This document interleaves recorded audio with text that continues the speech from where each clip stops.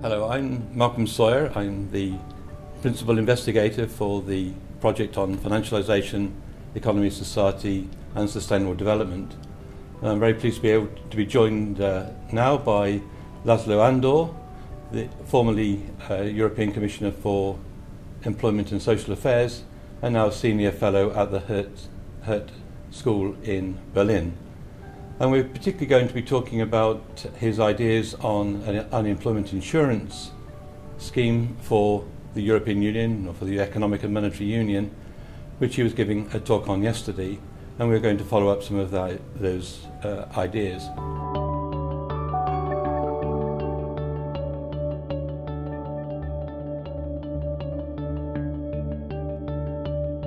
I think the European Union has always been an area which was affected by very severe imbalances. The European Union is a group of countries with a great diversity.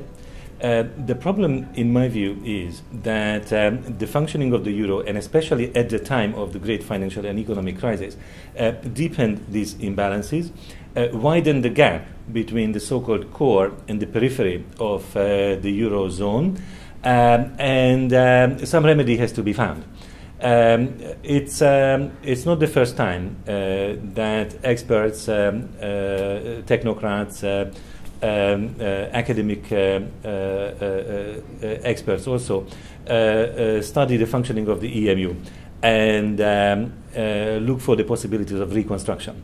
In fact, before the euro was created, there were many rounds, many episodes when the European institutions tried to find out what would create a sustainable, well-functioning monetary union in Europe, which would contribute to economic prosperity and also the political unity of the continent. I think these two main objectives have to be recognized behind the effort to create a single currency. It's an economic and at the same time a political project. In my view, we should recognize the objective of the single currency, that it has a political purpose to unite the continent, but also an economic one to contribute to prosperity, if possible. And I'm afraid at the time of the crisis what we learned is that neither functions can be fulfilled under the current model, which was created at the time of Maastricht, when the founding fathers, so to speak, ignored the previous studies, for example, the 1970s Marjolin report or the McDougall report, which concluded that very significant fiscal capacity is also needed in order to make a monetary union sustainable in the European Union. So the consequences of this are very serious. It's partly in GDP terms, measurable, real economic situation, but also what is behind or beyond the GDP, the level of unemployment, the level of poverty, the dynamics of income inequality. They all show very significant divergence between the core countries of the Eurozone and the periphery. Thank you very much. I wonder if we could now move on to the very specific sort of proposals and Yes. how you would see some system of unemployment insurance applied across either the Economic and Monetary Union or across the European Union as a whole, how that could contribute to the sort of issues that you've just raised. I think where we need to find an alternative is the problem of the internal devaluation. When countries are in trouble, they have a solvency problem on the Eurozone periphery, but also they have a competitiveness problem, which without a single currency would be sorted out through currency depreciation or devaluation. Internal devaluation is a bad substitute, in my view, to currency devaluation. The social consequences are, in my view, much worse in terms of the impact on wages, the purchasing power, and at the end of the day, poverty and inequality. That's why what I think is that the only way to repair this problem is to introduce some form of automatic stabilization.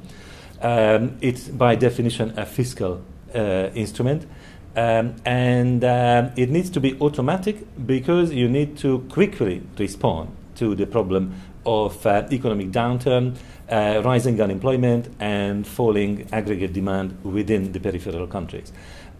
So there are various thoughts to link this to the output gap which countries experience on the Eurozone periphery, or to link it to the level of unemployment. These are choices that can be made, but the point is that in so-called good times, you would need to accumulate some fiscal space, some fiscal capacity, some reserves, and use it in the bad times, and help out those who experience the so-called asymmetric shocks. Now, it's probably easier to think of a GDP compensation, a kind of income stabilization on the basis of the output gap. There are methodological problems, in my view, because the output gap is a kind of abstraction, and ex post there are many examples when you have to correct it and recalculate what the actual output gap was. Unemployment, on the other hand, is something very real. People know what unemployment is, and I think most people would agree that unemployment is not voluntary. It happens because of the economic recession. It happens because of the need of very quick fiscal adjustment in case of the solvency risk in the peripheries.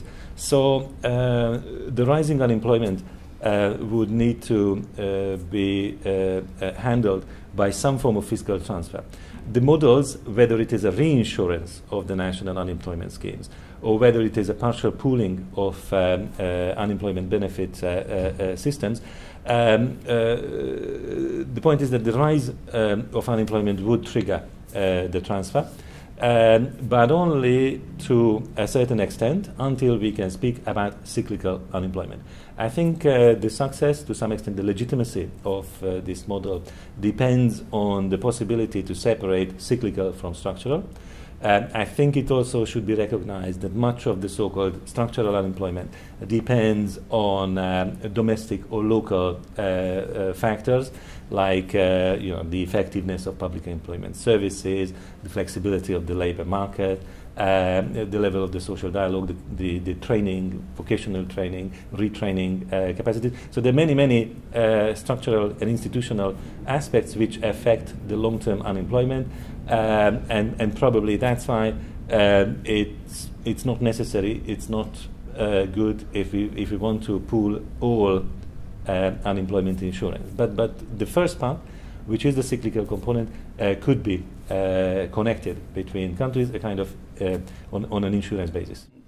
Do you think it would be possible to have some degree of agreement between countries on how such a common unemployment insurance system would work?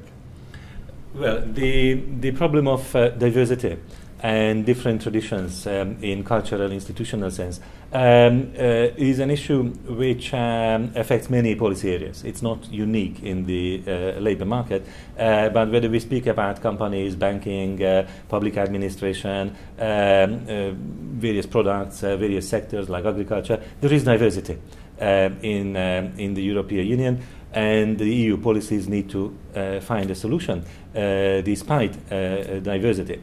That also triggers some form of institutional convergence.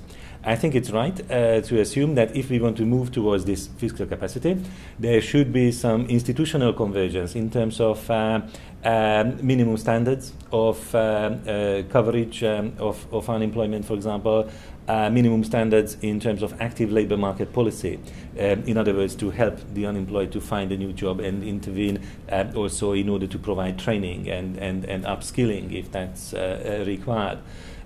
So these kind of steps of harmonization, I think, can be summarized, and on that basis, some agreement could emerge. There are already many studies which have looked into the estimated impact of such an automatic stabilizer on GDP. But also listing what would be required in terms of harmonization in order to introduce such a system. I think one of the problems which those of us who want to put forward alternative policy proposals for the operation of the Economic and Monetary Union always face is where are the political pressures for these changes going to come from? What would be the political objections and obstacles to their implementation? And so in the case of something like unemployment insurance, what do you see as the main political actors that could help to bring this about? And on the other side, do you see insurmountable obstacles from various political constituencies for its implementation? Yes, there is no policy proposal on which there would be an ex-ante consensus. So there is always a debate. In this particular case, because it's about fiscal policy, fiscal instrument, those who perceive themselves as net contributors to this kind of scheme would be very hesitant, and they need to be convinced. We already had many discussions, and it's quite obvious that while in the expert community there is a certain degree of consensus that yes, some forms of fiscal union, risk sharing, solidarity would be beneficial not only politically but also economically. While politics is quite divided, politically you can be more popular with this idea on the peripheries, where actually they suffer the consequences of the recession. I think what people need to understand in the surplus countries, the financially stronger countries, that at the end of the day they also benefit by having higher growth rates in the entire Eurozone. And it's not good business and not good politics to leave the Eurozone in a state where the single currency represents a kind of competitive disadvantage vis-à-vis the United States. It results in slower growth and higher unemployment, and the higher unemployment further undermines the long-term growth potential of the Eurozone. Unless this is recognized, and countries will be ready to invest in higher growth potential of the Economic and Monetary Union, we will experience very weak economic performance, the risk of social crisis, the risk of political instability, which at some point will lead us into a breakdown. It's unpredictable when exactly and in what form, but my fear is that it would be a very ugly form filled with economic but also political nationalism and all the rest of it. Do you think the development of an unemployment insurance scheme across the EU as a whole, would that help in issues to do with labour mobility and, in a sense, almost like the construction of a much more of a European labour market? And coming from the UK, we know that quite a number of the objections to labour mobility is of the form, well, people are coming across here to claim benefits type of argument, which yes, I think is a rather false one, but it is one that's often heard. And I wonder whether having an unemployment insurance scheme which effectively operates across the whole of the EU would, in some sense, help with issues of labour mobility and also the acceptance of people moving between countries. 2 points. Number one, the United Kingdom should not be forced into participation in such scheme because the UK is not using the single currency. And I think these institutional proposals should concentrate on the EMU by giving others the opportunity to opt in if they want to. Secondly, I think the economic impact of such a scheme would be maintaining aggregate demand and economic growth on the peripheries, i.e. the likely result in the labour market would be helping people to stay in their home environment and in their home labour market, as opposed to desperately moving to the more prosperous countries to find any kind of employment because it's hopeless on the periphery. So probably the pressure would be relieved to some extent from those countries which, especially at the time of recessions, feel the consequences of migration.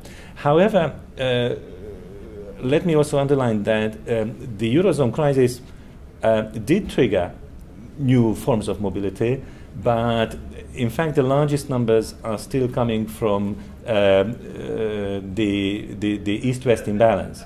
The fact that the so-called new member states of the EU in the East have much lower per capita income than the West European countries, and in the same profession, whether you're a doctor, whether you are a gardener, whether you are a waiter, the income in the West is much greater, sometimes 5, 6, 8 times greater than in the home economy. So I think this kind of instrument would also provide some clarification.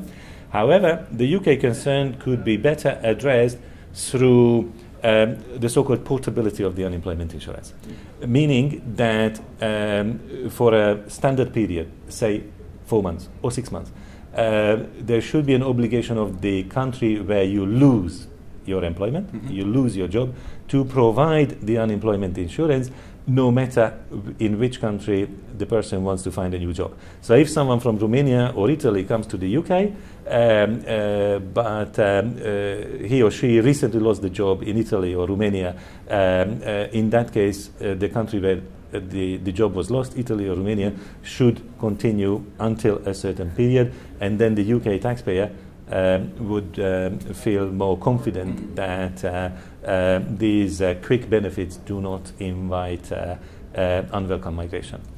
Much of the unemployment, not of course all it, in recent times has often focused upon youth unemployment, and quite often the youth are excluded from unemployment insurance because they haven't the working record and so forth.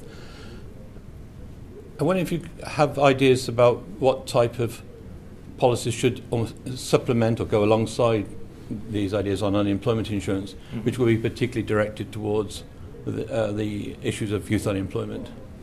For the young people who are defined as being younger than 25 years old in the EU labour statistics, we already launched the so-called Youth Guarantee.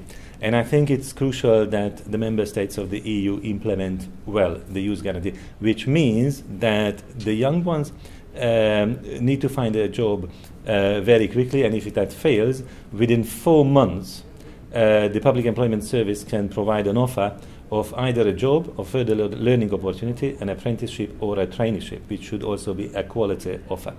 I think exactly because of the diversity, that in some countries the young have a better chance to be covered, in other countries not, it's important that a scheme like a Youth Guarantee helps through a personalized service either find the first stable, proper employment, or helps to return to studies, gain another skill or some additional skills which improve the chances of finding a job. So for the young ones, I think it's not simply the income support which is needed. For the young ones, it's very important to help the first real steps on the labour market, because the sooner the young people can get integrated and gain the first work experience, the better their short-term but also their long-term career will be.